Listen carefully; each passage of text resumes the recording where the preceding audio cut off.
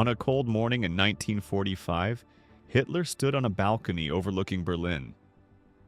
The city he had once dreamed would become the capital of the greatest empire in the world was now covered in smoke and rubble.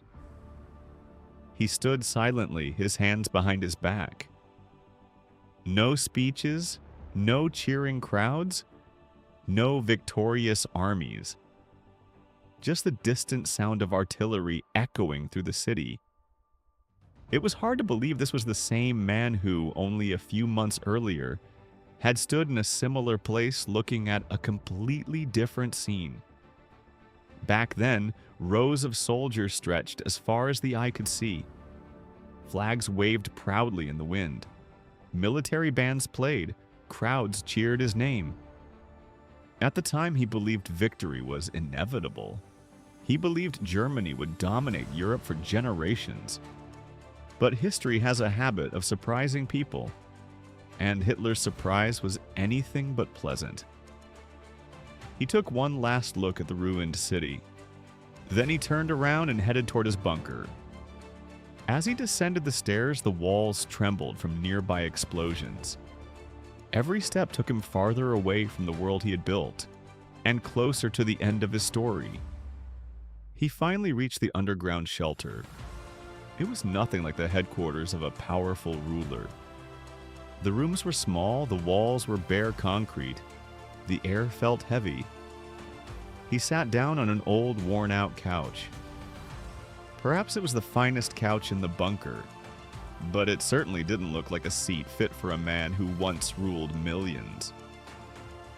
For a while he sat in silence, sometimes staring at the floor, sometimes staring at the ceiling, as if searching for a miracle that might still save him.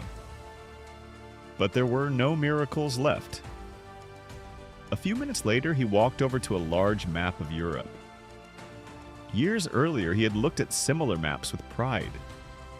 Month after month, the territory under his control had expanded. Now the map told a different story. Enemies were advancing from the east, enemies were advancing from the west, and pressure was closing in from every direction.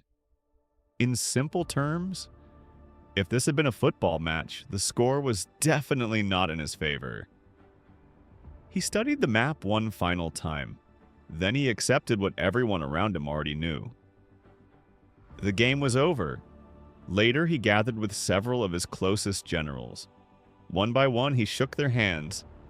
Some tried to appear calm. Others knew they were witnessing their final goodbye.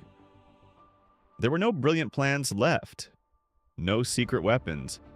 No hidden armies waiting to change the course of history. Only a farewell. When the meeting ended, he returned to his room. Slowly, he reached into his pocket. From it, he pulled out a small capsule he had carried for some time.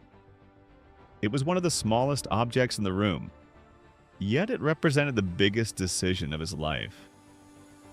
He looked at it for a moment. Then he made his choice.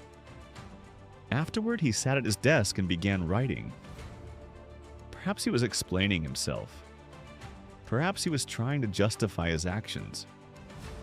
Or perhaps he simply wanted to leave behind a final message. Outside, the sounds of war grew louder. Inside, time was running out. He finished writing, placed the pen on the desk, and waited. A short time later, the life of one of the most controversial leaders in modern history came to an end. Within days, the war in Europe would also be over, and that was how the story ended. A man who once dreamed of controlling an entire continent ended his final hours alone in an underground bunker, while the empire he had built collapsed around him. History is full of victories, but it is also full of endings that nobody expected.